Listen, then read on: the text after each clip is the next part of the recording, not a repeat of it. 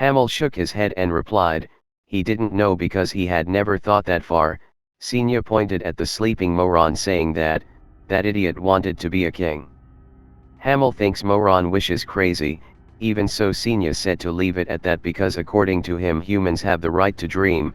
Hamel even suspected that Senya was drunk because she suddenly turned into a gentle and wise person. Senya immediately annoyance at Hamel's non-serious response. Hamel asked him return, what Senya's plans were for the future. The girl was suddenly startled and was silent for a moment. Then she said she wanted to live a normal life like everyone else, then married and had children. Now Eugene was standing in front of Senya's large painting. Inside his mind Eugene said that Senya should meet a good man, get married, then live in peace. So Eugene wonders why Senya chose to live alone for 100 years. Eugene's hand advanced and wanted to touch Senya's painting, but suddenly he was stopped by the mansion's guard instantly.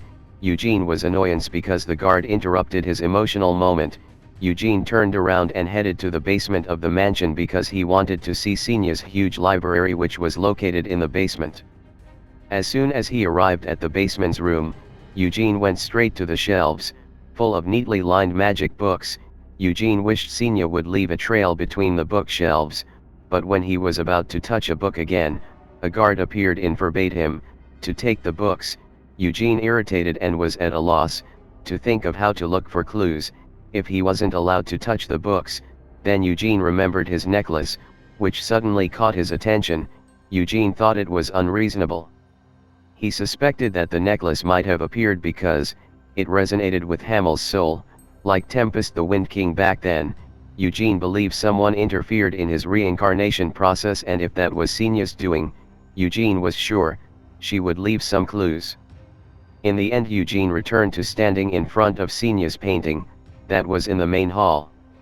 He spoke in his heart to the painting that he had searched all the rooms in the mansion but he did not find any clues. Eugene scratched his head in frustration. He didn't understand and didn't know anything. Eugene stared intently at Senya's painting while saying in his heart that he would do whatever he wanted. If Senya wanted to ask him anything, she should have left a trail for Eugene. As the mansion guard turned around, Eugene gave Senya his middle finger and asked the girl to come to see him in person, but after a few moments of not getting an answer, Eugene turned around and got ready to leave. Before that he had told Senya's painting to come if she was still alive. When Eugene came out of the mansion it was already dark. The tour guide was still faithfully waiting for him in front of the mansion. Because of that, Eugene gave additional tips. Because the man was patiently waiting for him, he was happy to get tips. The tour guide asked again, where did Eugene want to go? Eugene wanted to go straight to the Red Tower and said that the tour guide didn't need to accompany him anymore. After that, under the light of the half moon, they got on the flying car. Again, while on the trip, Eugene asked the tour guide about his older brother, Lionheart. What does the tour guide know about his brother? The young man in the hat immediately looked panicked. Even so, he still replied that there wasn't a young magician in the Pentagon who didn't know about Ida. Eugene began to tell him that his family was indebted to the tower for hosting his older brother for 4 years. So, for the sake of the tower's good name, Eugene wants to know the rumors about his older brother. The tour guide was panicking and closed his mouth tightly. He was scared, seeing that Eugene recounted that after he was adopted, he had never spoken to his older brother. So he has promised not to get angry hearing the information from the tour guide. He also promised not to tell his family and his brother that he got information from this tour guide. With the serious face, Eugene swore on his behalf. So he urged the tour guide to tell him about the rumors about his brother. The man in the hat looked doubtful, but slowly he told that it was rumored that Ida often seeks pleasure every day outside the tower. Eugene thought carefully about the word enjoyment, considering that now his brother is 19 years old. Eugene thinks, isn't it normal to seek pleasure like that, at that age? However, the tour guide interrupted by saying that Ida was not looking for ordinary pleasure rather than enjoyment of the succubus. At first Eugene smiled. After understanding the meaning of the succubus, in the next second Eugene's face was red with anger, bubbling up, even cursed out loud. He asked how there could be succubus when they weren't in helmet. The tour guide asked Eugene to calm down, before he explained that, they were not in helmet but there is still a black magic tower which is a place for black magicians and some demons. Eugene rubbed his irritated face and called his brother a fool, to get involved with the succubus from the black tower. The tour guide made it clear that Ayada was not just playing around but looking for pleasure. That's why he has one in every city. There also has a special alley used for such needs. The alley was famous for its black market but there were special places, that hired succubus as mates, and rumor has it Ayada often visits such places. Eugene immediately asked for the alley was. The tour guide replied that the alley is called Bolero Alley, where it doesn't open every day and turns into a sordid place only on full moon. Inside his mind Eugene said, he had no intention of approaching Ayada. When he reached Arod, he wanted to focus on his development while keeping his distance from Ayada, but his brother who is to be a descendant of Vermouth as well as the eldest son of the Lionheart family, instead plays with fire with the demon. Eugene was furious that his older brother was degrading the family, to play with the succubus. The tour guide asked Eugene to keep this a secret. Firmly Eugene said he would keep the promise he had made. He promised not to tell anyone including his stupid brother in his mind. Eugene knew that, it was still just a rumor, so he needs solid proof and so for the time being she would restrain herself from slapping his brother. Eugene continues to chant the name of Bolero Alley, which he will visit at the next full moon. Eugene is greeted by a girl of the gate of the Red Tower. Upon learning that it was Eugene Lionheart, the girl immediately lowered her hat as a form of respect. This girl also introduced herself as Hera. This girl said the master of the Red Tower wanted to welcome Eugene in person but he suddenly had a business that could not be postponed. Just as she finished speaking, there was a large explosion at the top of the Red Tower. Eugene sees this and asks if it was an accident. Hera explained that the Red Tower focused on summoning magic and among other magics summoning magic has the highest risk of failing. From the glass of the exploding tower appeared two monsters that were about to flee, but quickly Sir O'Brien's long arms caught the two monsters and destroyed them. It was Sir O'Brien's doing after the monster has disappeared. Sir O'Brien immediately turned into the building and scolded his students for failing their lessons. This time Sir O'Brien asked in a high voice, if they had forgotten what it took to summon a shadow beast. While lava magic circle, Sir O'Brien was so angry that his face was red and the muscles in his face were showing. This blonde-haired man asked if his students knew what would happen if he caught the shadow beasts too late. The monster has no emotions at all. They controlled his primal instincts, they would immediately hunt down the citizens of the capital. Sir O'Brien's pupils shook and apologized, in a stammered voice. Then after being satisfied, scolding his students, Sir O'Brien asked them to pack up their things immediately. Then Sir O'Brien flew down to Eugene, who is standing in front of the tower. A bright smile immediately appeared on this wizard's face as soon as he met Eugene again. Sir O'Brien examined the young man's body before him. He barely recognized Eugene because of his rapid growth. Eugene praised Sir O'Brien's physique which had not changed at all. Sir O'Brien explains that magic is the source of life energy even though Sir O'Brien hasn't changed physically. Eugene knows the wizard in front of him has changed since 4 years ago because Eugene had trained his mana. Now he could tell that Sir O'Brien was very strong. The mana around his body was increasingly turning. Eugene knows Sir O'Brien is not as good as Senya but Eugene admits that Sir O'Brien is worthy of being the master of the Red Tower. Sir O'Brien had heard from Patriarch that Eugene was interested in magic, so Sir O'Brien explained that magic is indeed a beautiful art, but at the same time magic is often hard to learn, but Sir O is sure Eugene can do it. While they were talking suddenly, Sir O felt someone's presence behind the big door of the tower, so when he saw his adopted brother, Eugene immediately cursed in his heart. He could see that his brother's life energy had been sucked away by the succubus. That's why now, his brother looks thin and lethargic. Sir Ro asked Ayada to come closer and greet Eugene but the young man looked panicked and said, he didn't know what to say, so it was Eugene who greeted his brother first, even though with sharp eyes, full of anger. Seeing the anger and his brother's eyes stuttered, Sir Ro immediately told Ayada to go back upstairs and read some books. Sir Ro's eyes were no less sharp and sinister other than Eugene's. Ayada languidly complied and closed the gate. Then Sir Ro apologized to Eugene for showing such an unpleasant thing. After that Sir Ro asked if it was true that Eugene didn't want to learn directly from him. Eugene justified it because he didn't want to burden him, so he says that if he learns directly from Sir Ro, many will think the Lionhearts are being unfair. With an excited face Eugene said, now he wanted to study at his own pace. Sir Ro didn't push Eugene either. He said it wouldn't help as long as Eugene didn't want to learn from him, but if Eugene had any questions, he could ask Hera. Sir Ro also allowed Eugene to stay in the Red Tower.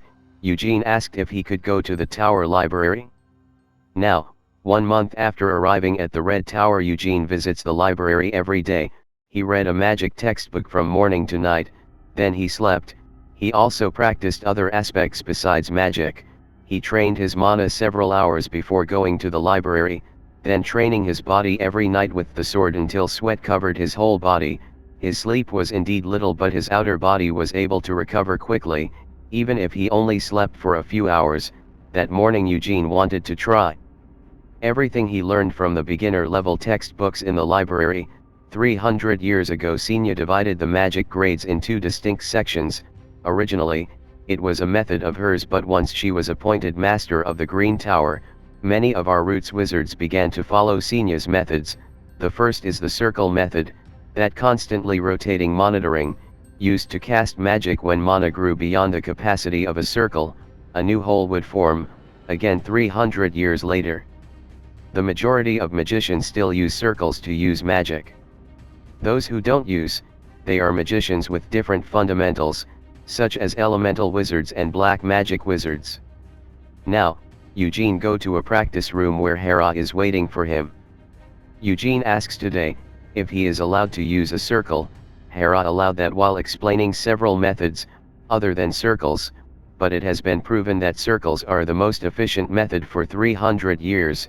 Before that Eugene want permission to add a few modifications of his own. Hera does not recommend modifying the base circle, but he wanted to hear more from Eugene. Eugene said he wanted to utilize the Lionheart family's mana method. Hearing this, Hera immediately panicked. He explained to Eugene that the mana used for martial arts and magic uses a different mechanism. If Eugene make magic and activated properly, then the magic won't appear in her mind. Hera knew that if Eugene lost control of his mana, he would be seriously injured, or even worse, Eugene could die. But this young man steadfastly said he still wanted to try. Will he succeed? Can he do it? That's why he read all the books in the library. Hera sighed heavily, seeing Eugene's determination. This girl was really surprised to see the behavior of the 17-year-old youth in front of her. Finally Hera let Eugene try the method, but Hera picked up her wand and was alert. She said that if the situation got dangerous, Hera would immediately stop Eugene. Hera said that if Eugene was injured, not only himself but also the tower master would be dragged into this incident. Eugene agreed to the idea. Then he started emitting mana all over his body. Mana is bluish-white, which always amazes anyone who sees it. Eugene started to contract in his training of managing mana and circle simultaneously. Meanwhile Hera was still keeping her guard up, right in front of him. Eugene knows the white flame and circle methods may appear to be different, but they are fundamentally the same. The white flame method controls the mana through the star in the heart, and the circle controls whir through the ring. If ring can be replaced with mana, then mana that can be used will increase. Eugene was going to adjust his mana because he didn't know what would happen. He just guessed. Hera was surprised. What Eugene was doing here was amazed to see that Eugene could control that much mana so perfectly. The mana should have disappeared, but Eugene was able to control it just fine. Hera was truly amazed to see a young man at Eugene's age being able to do that. Eugene can create fireballs in his hands, very densely. It then turned into a small ball of mana. Hera was surprised when she saw fireball magic, which then turned into missile magic. Eugene could even use without casting spells and only using precise calculations. Eugene can also change the form of his magic without having to change its form. Eugene smiled happily seeing the mana orbit his fingertips. He thought it was pretty good for a start. Eugene asked Hera to summon a monster, so he could try his new magic. After thinking for a long, Hera finally decided to summon a stone golem monster. This girl made a magic circle and then took out a fairly large golem monster from the circle. Hera said, the monster was made of cabrium. This monster has no defensive spells, but its body is tough enough to withstand most types of attacks. Eugene says the monster is perfect. So this young man started pointing his forefinger and exerting his newly created magic on the monster. After finishing the training session, Hera immediately reported the results of the training to Suro. The leader of the Red Tower was surprised to see a big hole right in the middle of the golem monster's body. He asked, once again, whether it was true that Eugene managed to make a circle using the white flame method and managed to use magic with it. Hera confirmed this. She was amazed to see Eugene's mana density and purity, which was extraordinary. This girl said that, regardless of the type of magic used by Eugene, the power of his attack spell, he's alone surpassed that of a 3-star magician. Suro thinks Eugene's talent is terrible because that young man could replace the ring with martial-based model manipulation. Terrible is more appropriate than the word amazing to describe. Seeing Eugene's way of studying magic, Suro wondered if 3 stars were equivalent to 3 circles with Eugene's way. Suro tries to ask Hera, he is being unfair if he don't writes an Acrayan recommendation letter for Eugene, so he can enter the Royal Library Acrayan. Hera was certainly surprised to hear this, because the Library of Acrayan only be accessed by high-class wizards and nobles. So far Suro said, Eugene is qualified enough to that place perfectly. Suro pulls out a paper and pen to write down recommendations. Suro thinks Eugene is a genius because he only read entry-level books for a month, and with that, Eugene can use magic by changing circles. Using his method, even that method was able to shatter the golem cell made of cabrium. Because of this, that Suro believed Eugene was fit to enter the library. According to him, a person with such talent deserves appropriate behavior. Hera asked if the other magicians would find this unfair. Suro replied that any wizard who refused to accept this decision must be blind with jealousy. Suro then asked, what was Eugene's reason for leaving, considering that the young man did not know anyone in Arot. Hera replied that Eugene wanted to go visit an old friend. Now Eugene is standing in front of the statue of Senya, which is located in the mold and square area. Eugene stared intently at the bust of Senya, who was grinning broadly. He remembered, Senya always smiling like that, whenever she succeeded in something. While staring pensively at the statue, suddenly a man with a large body and beard approached Eugene. Eugene asked if it's Gargus. Instantly the figure of this large man before him answered excitedly that, he was indeed Gargus Lionheart. Gargus comments, Eugene has grown though, not as big as himself. The two of them shook hands as a form of greeting. After a long time of not seeing each other, Gargus could tell from Eugene's grip, that this distant relative had been training hard for these 4 years, but according to him, it was not enough. Gargus immediately handed over a small bottle of his family's secret muscle growth formula. Eugene categorically rejects the potion. Gargus asks even Eugene's father Sir Gerhard managed to wait, thanks to the potion from his family. Hearing this, Eugene asked Gargus to stop sending strange things to his father. Then Eugene just remembered why this big man in Arot. Gargus even asked back, if Eugene had ever heard of Bolero Alley. Gargus wanted to buy a giant's testicle, that would be auctioned at that place. Instantly Eugene was dumbfounded with a horrified expression. He got even more goosebumps when Gargus clearly stated, this thing is very valuable because it contains magic that can be used as a composition for muscle growth potions, that suit him very well. Gargus asks Eugene to come with him because, he's worried he won't have enough money to buy the thing. Eugene immediately refused to lend money to buy something like that, but Gargus knelt and begged Eugene with all his heart. The attitude of this big man attracted everyone's attention. So, Eugene had no other choice. Gargis interested in hearing that Eugene has no interest in anything else, since he already had Wined sword. Eugene replies, he's more interested in the other parts of Bolero Alley than the auction. Eugene remembered that a few days ago, he met Ayada while walking in the tower hall. Ayada's expression clearly showed he was addicted to the succubus. Eugene believes Ayada will visit Bolero Alley on the next full moon night. Eugene was walking down the tower hall. He was immediately summoned by Sir Rorum as soon as he arrived at the tower. It so happened that this young man also wanted to meet him and asked about Ayada. When the two of them were face to face, Sir Ro smiled happily to welcome Eugene. He asked Eugene to sit down and they started chatting. Sir Ro immediately showed him the letter of recommendation he had made to Eugene before discussing this further. Then Sir Ro explained him benefits of Acrayan Library.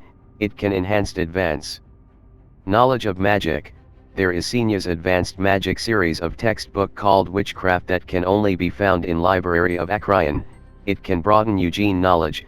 Then Eugene wants to know what happened to Ayada. Sir Ro immediately darkened when asked about it. He lost her way to explain this matter to Eugene. Finally Sir Ro said that the rumors about Ayada were true. He had previously tried admonishing Ayada several times, but that wasn't enough to stop him from going to meet the succubus.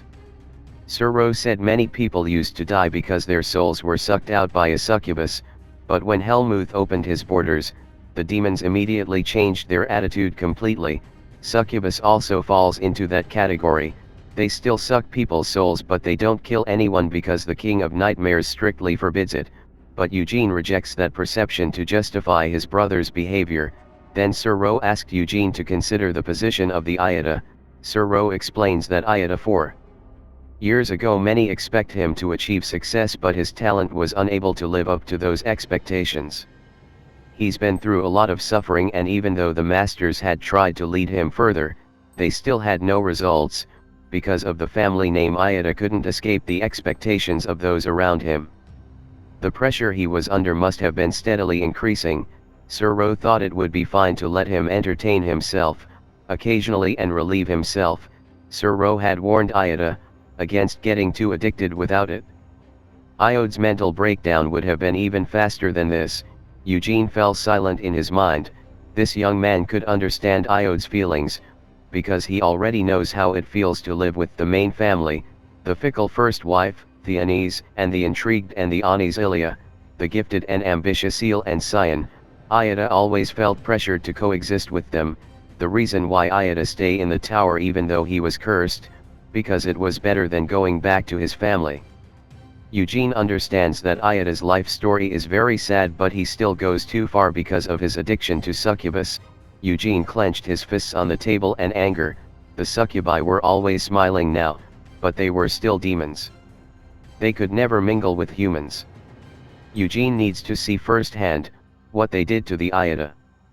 Finally, the full moon night arrived. Eugene goes to Bolero Alley with Gargis.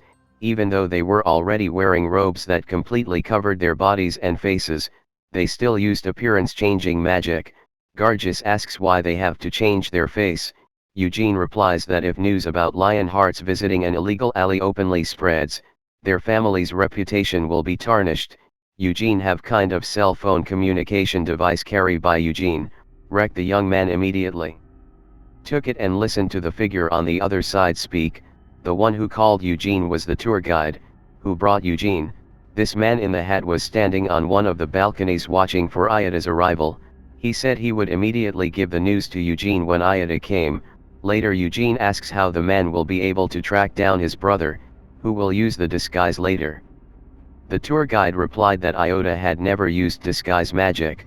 He also always wears the same robe, so that he is easily recognized and he easy to find.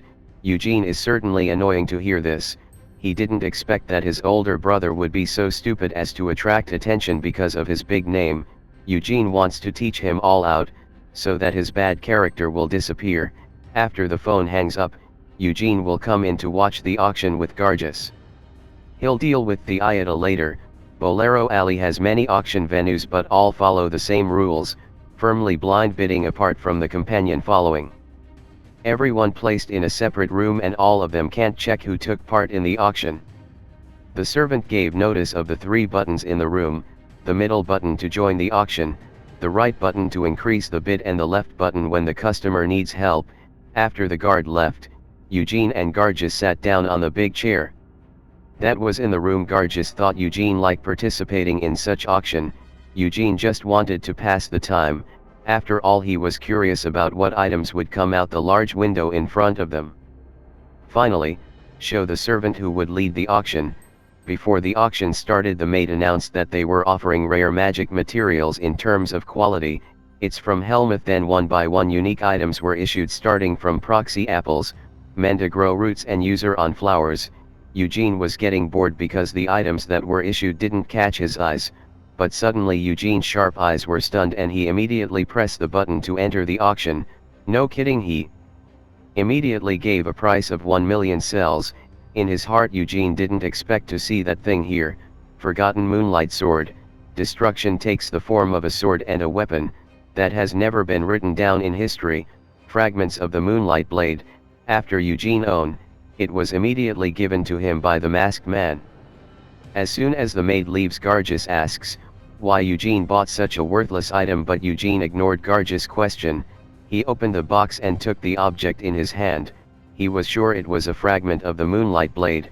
Where they found the fragment, it was also the place where they found the moonlight blade in the past. They found it in one of the deepest dungeons.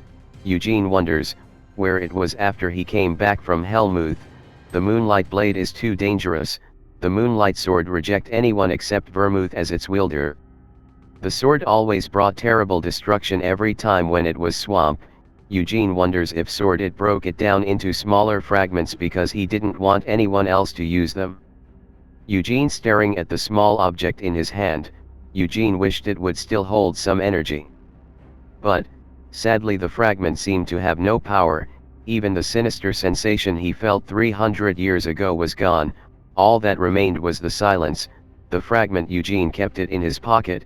At that time there was a phone call from the tour guide man. He informs them that Ayada has come, so without wasting any more time Eugene immediately left the auction. After previously, he gave a black credit card to lend to Gargis. After exiting the auction venue, Eugene asked the figure on the other side, the phone, where he should go.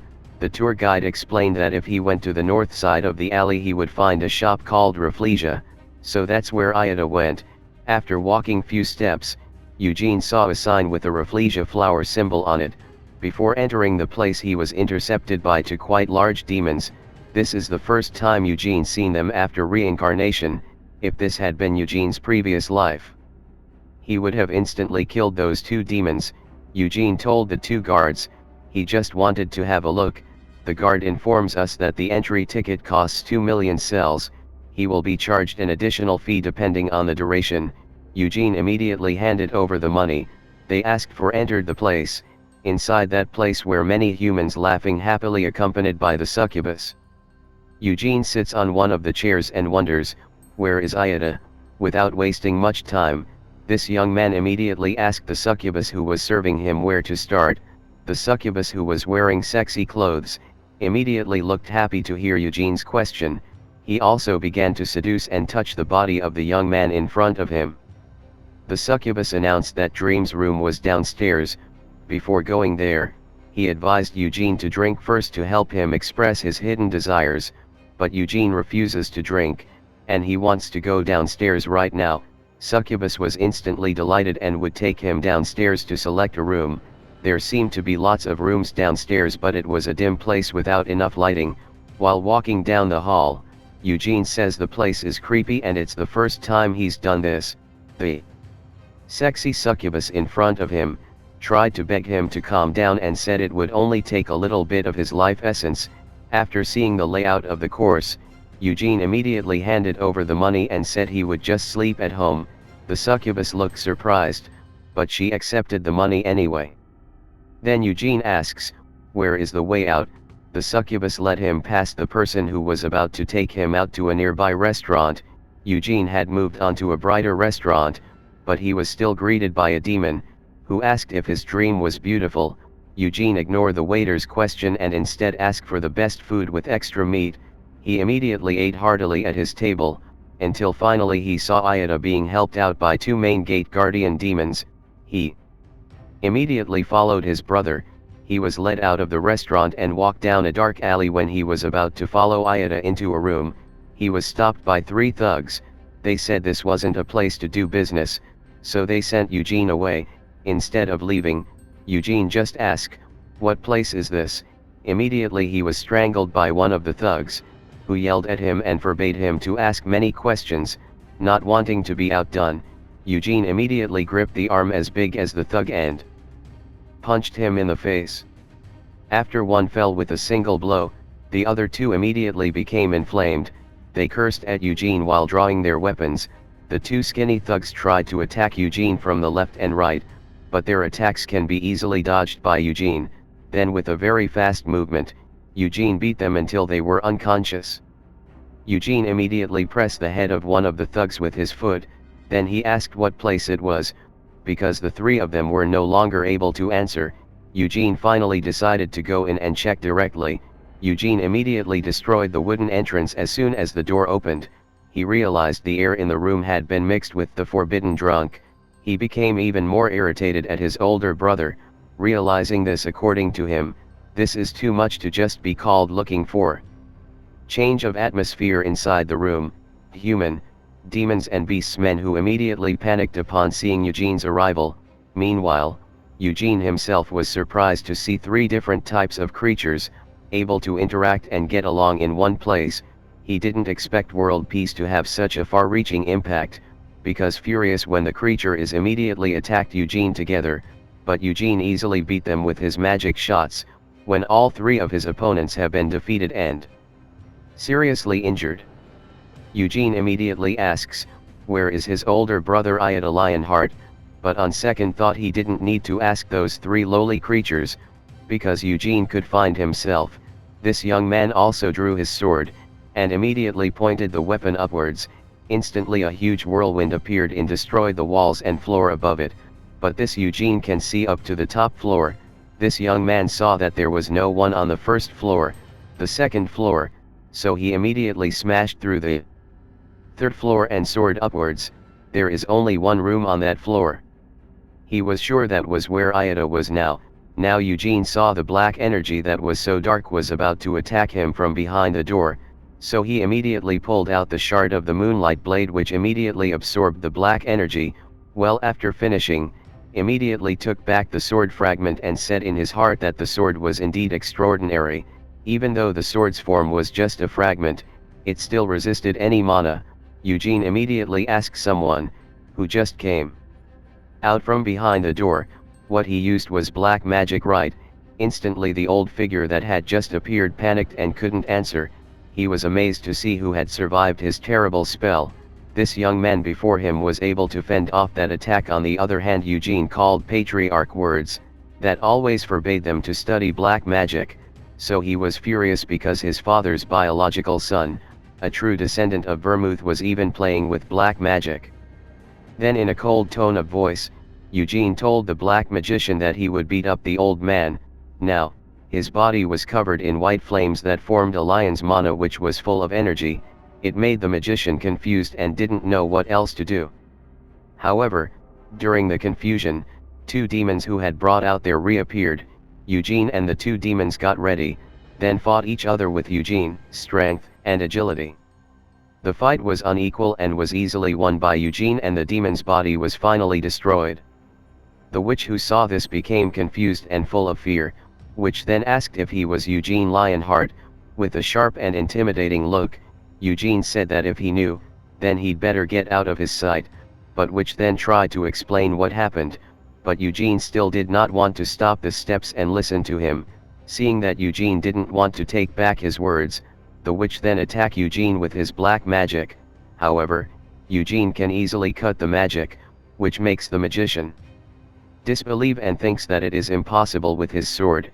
Eugene tried to approach the witch. As soon as Eugene's sword reached the front of the witch's neck, Eugene asked the witch to be quiet, not move an inch or else his head would be cut off. Once inside, Eugene saw Ayada sleeping on the bed surrounded by candles and a place that looked like an offering. Eugene then saw a cup that was usually used for rituals. He looked into the cup, haven't had time to look into it. The witch said that the cup contained the heart of a unicorn. Hearing that, Eugene remembered that unicorns were animals that had very high mana levels and holy power, something with their legendary status. Their value as a sacrifice is far greater than a human being. Then Eugene asked, did he intend to tie a contract with a demon king? The witch replied that it was impossible since someone as humble as him wouldn't dare to remember the contract. He was only trying to contract Baron all four of Vermouth. Eugene then returns to ask about who the person in question. The witch said she was an incubus under Duchess Morsevilla, nor Isabella turns out to be the queen of succubus, that demon who has managed to survive for 300 years since Eugene's previous life. Vermouth was a territory ruled by the demon king of incarceration of an apocalypse. His level was indeed not on par with them, but his strength was sufficient for the position of Duchess. Eugene eventually finds out that Ayada wants to contract with the regular incubus, subordinate to the Noir Duchess. Ayada went so far as to prepare a unicorn heart as an offering, then redeem himself with drugs and alcohol. Eugene is really angry that his brother dared to do all this frightened things. She also confirmed Eugene's words, it was all Ayada's wish. He had gave him money to buy the unicorn hearts. He felt that he could not refuse Ayada's orders. Eugene naturally understood why witch couldn't refuse him. He knew only too well how happy the wizard was when Ayada asked him if the first successor of the Lionheart family was willing to pay him to enter into a contract with his master, because if successful, the wizard will get abundant strength from the offer, and even that was Isabella would later decided to contract with him. Eugene knew that he was doing it all for his gain, so he asked the witch to shut up. If she still loved his life, the witch was still in the same state and still frightened. Meanwhile, Eugene approached Iode, who was half awake. Seeing this, Eugene slapped Iode hard and asked him to wake up. Iode, who felt pain, then woke up and realized that Eugene was there. Ayada consciousness had returned. He held his cheek in pain. Meanwhile, Eugene called his brother with terrible eyes, full of anger. Ayada asked why he is there. Eugene replied that if he followed him, then Eugene said that he was trying to understand Iode because he knew what I had been through so far. He understood that his life was very bleak to the extent that Ayada wanted to play with succubus, but using black magic was too much. Eugene was angry and almost disappointed in his older brother. Eugene then held Ayada's head with both hands, then continued to say that the eldest heir of the Lionheart family and the future head of the family dared to enter into a contract with a demon and with an ordinary incubus.